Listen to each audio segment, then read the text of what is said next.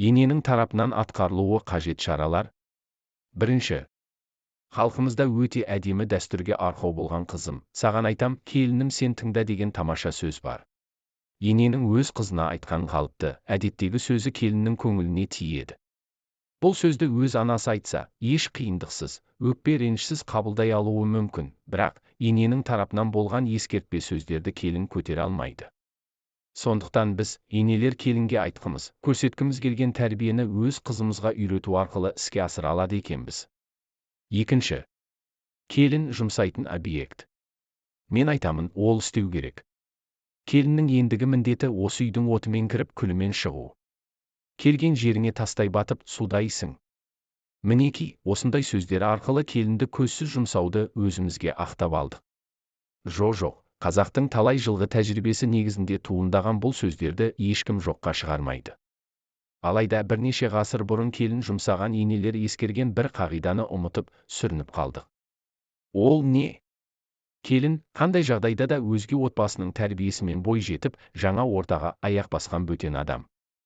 Сондықтан енелеріміз бөтен бір адамды жұмсағанда, жат кісіге сөзін өткізу керек болғанда қандай тәсілді қолданса, келінге қатысты өтініште де сол әдісті пайдаланғаны абзал екен. Мәселен, даналықты басшылыққа алып, тәрбиелеудің ұтымды сәтін күтіп, кінәлайтын емес, үйрететін стильді пайдалану. Бұл сыйлық бергеннен кейін немесе шай үстінде көңіл жайланған соң болуы мүмкін. Үшінші. Енелеріміз келіннің жақсы қасиеттерін көріп, өз дәрежесінде баға беріп, мақтап, елеп ескеріп отырса көп тұстан ұтады. Ағайын туыстың көзінше ілтипатты сөздер айтып қойсаңыз қандай жақсы. Оның бұл әдісі келінге мотивация болып, онан сайын жақсы қызмет етуге деген құлшынысын оятады. Төртінші.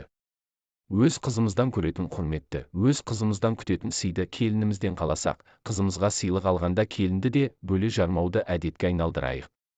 Сонда келінде енесін өз анасынан бөлмеу керектігін ұғынады. Бесінші. Ерлі зайыптылардың арасына есі кеткен түседі демекші. Жалпы ерлі зайыптылардың арасындағы келіспеушіліктерге үнемі араласа беруіміз дұрыс емес ау. Дегенмен отбасында кикілжің туып жатса, ұлымызды емес, келінді қорғаштауға тырысайық. Іштен шыққандықтан, ана мен баланың арасы көп ұзамай жарасады, екеуінің бір-біріне деген мейірімдері оңайлықпен сөне қоймайды. Алайда ене мен келіннің, келін мен баланың арасындағы суықтықты жылыту, алшақтықтың орнын толтыру оңай шаруа емес. Керісінше келіннің көзінше баласына, өзіңнен де бәле бар. Нең бар еді соны айтып деген сияқты жеку сөздер айтып қойсақ жақсы. Ененің баласы мен келіннің арасындағы жарастырушы алтын көпір екенін ұмытпағаны абзал. Алтыншы. Келін тарапынан болған қателіктерді, келеңсіздіктерді, кемшіліктерді баламыздан жасырып қалуға ұмтылайық. Бір-бірінің жамандығын жасырып, жақсылығын асырып жүрген ене мен келіннің қатынасы қандай көркем. Мұндайда ешбір адамның мінсіз болмайтындығын еске алуға болады. Тіпті екі адамды татуластыру үшін өтірік айтсақ ағаттық емес екен. Хадисте, адамдардың арасын жаратыстыру үшін сөйлеген адам өтірікші емес делінген. Және ене өзі өсек пен ғайбаттан, басқа да жамандықтардан тыйыла отырып келінді тәрбиелейді. Жетінші. Екінші жағынан енелер, пәленшенің келіні былай жасайды екен, түгеншенің келіні бір керемет қой, ал келіндер, құрбымның енесі мынадай, әпкемнің енесі ғажап деп өзгелерді бір-бірінің көзінше мақтап, мысын басып, титығына тиюі дұрыс емес шығар. Біз идеал санаған келіннің немесе ененің өз шаңырағына ғана белгілі кемшіліктері бар. Одан да мүмкіндігімізді пайдаланып, өзгелер сүйсінетін, өзгелерге үлгі болатын ене мен келінге айналуға әбден болады. Ол үшін өзгенің міндетін талап етпес бұрын, өз міндеттерімізді атқаруды қолға алу керек. Тоғызыншы. Бірнеше жылдар бойы ешкімді араластырмай өзі ғана иелік етіп жүрген енеге асханасына өзге адамның кіруі, онымен қоса ол адамның көңіліндегідей етіп орындай алмауы реніш тудырып жатады.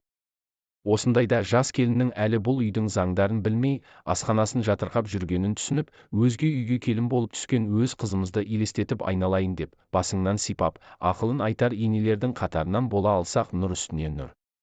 Келін жас, оған барлығы оңай көрінетіндіктен көп нәрсені терең ойламай қателеседі. Білмегенін үйрету, қызына берген мейірімділігін келініне көрсету, жақсы қатынаста болуы өз қызының басқа әулеттің құрметті келіні болуына септігін тигізеді. 10. Тағы да бір қаймағы бұзылған дәстүріміздің бірі, ұлға келінді ананың таңдап беруі. Өйткені баланы анасынан артық білетін ешкім жоқ.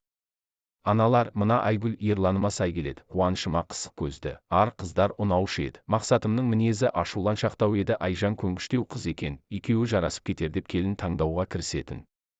Олдың шешесі келінді өз қолымен алып берсе, өздігінен келінмен тату болып, тіл табысуға тырысады.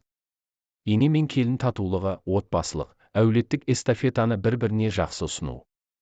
Эстафета дұрыс ұсынылмағандықтан түрлі қателіктерге ұрынып жатырмыз.